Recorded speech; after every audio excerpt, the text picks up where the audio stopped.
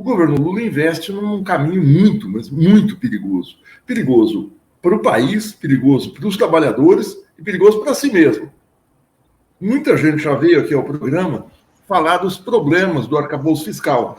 O arcabouço fiscal já é em si um programa, uma medida, quer dizer, uma medida cheia de medidas internas, mas uma coletânea de medidas que segue a lógica de que gastar é ruim, gastar é pecado, investir é algo negativo. O governo colocar dinheiro em programas sociais, colocar dinheiro em áreas para o desenvolvimento, em fazer políticas contracíclicas, seria algo negativo.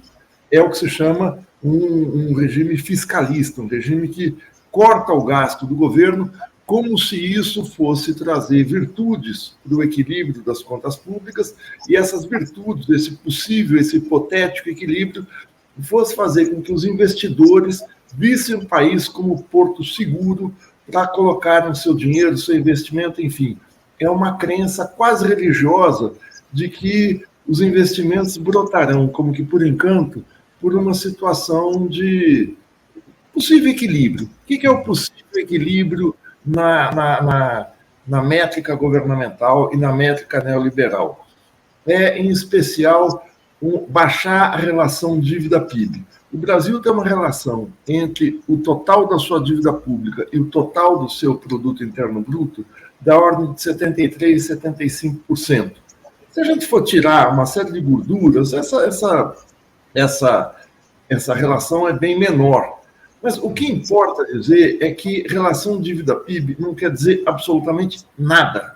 Quando eu digo não quer dizer absolutamente nada, a gente olha para o mundo rico, olha para os países da Europa Ocidental e para os Estados Unidos e vê que, na maioria deles, a relação dívida-PIB passa dos 100%. É de mais de 120% nos Estados Unidos, é 118% na Itália, 130% na Espanha.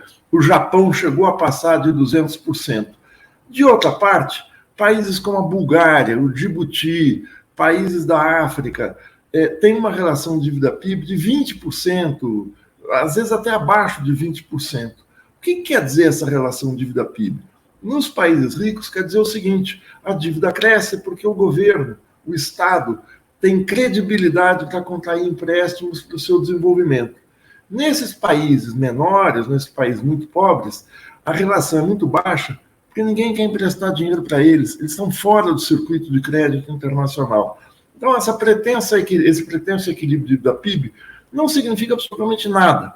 No entanto, o governo persegue essa meta porque se tornou uma bandeira ideológica e coloca uma série de travas, de restrições aos investimentos.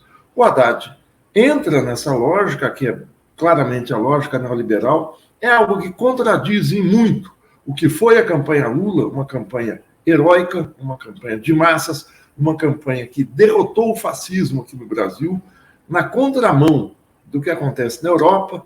A gente vê a extrema-direita no governo na Itália, a gente vê a extrema-direita crescendo na França, a gente vê a extrema-direita mesmo na Suécia participando do governo. Vemos essa vitória no Chile.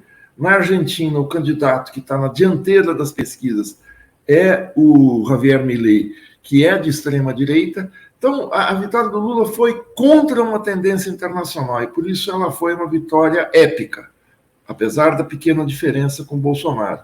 Nessa situação, medidas desse tipo podem acarretar uma grande frustração popular, mas uma frustração que faça com que muitos eleitores que vieram para a votação no Lula se descolem dele e comecem a serem capturados, a serem sensibilizados pela oposição de direita e de extrema-direita. Eu só quero completar isso dizendo o seguinte: o relator da medida aproveitou, o relator no Congresso, o deputado Cajado. Aliás, o nome é muito a ver, o Cajado, pelo jeito que bota o Cajado é aquela vaina que você bate nas pessoas.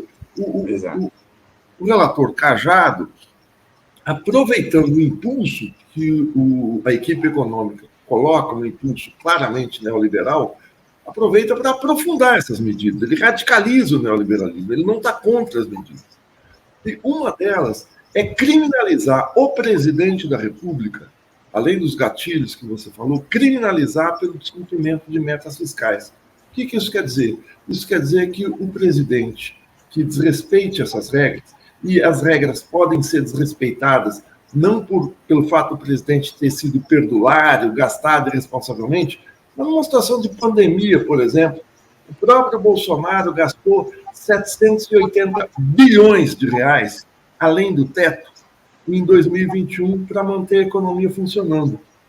O governo Bolsonaro, no ano de 2022, furou o teto para fazer o auxílio emergencial e aquela série de medidas demagógicas. Pois bem, se o presidente Lula, não por demagogia, mas por necessidade, no meio de uma pandemia ou de outro tipo de catástrofe, resolver investir, ele vai ser criminalizado e pode sofrer impeachment. Ou seja, a medida impõe um golpe de Estado na prática. Essa é a grande armadilha do arcabouço, é a grande armadilha que a equipe econômica prepara para o presidente da República. Eu, sinceramente, não sei onde essa gente quer chegar.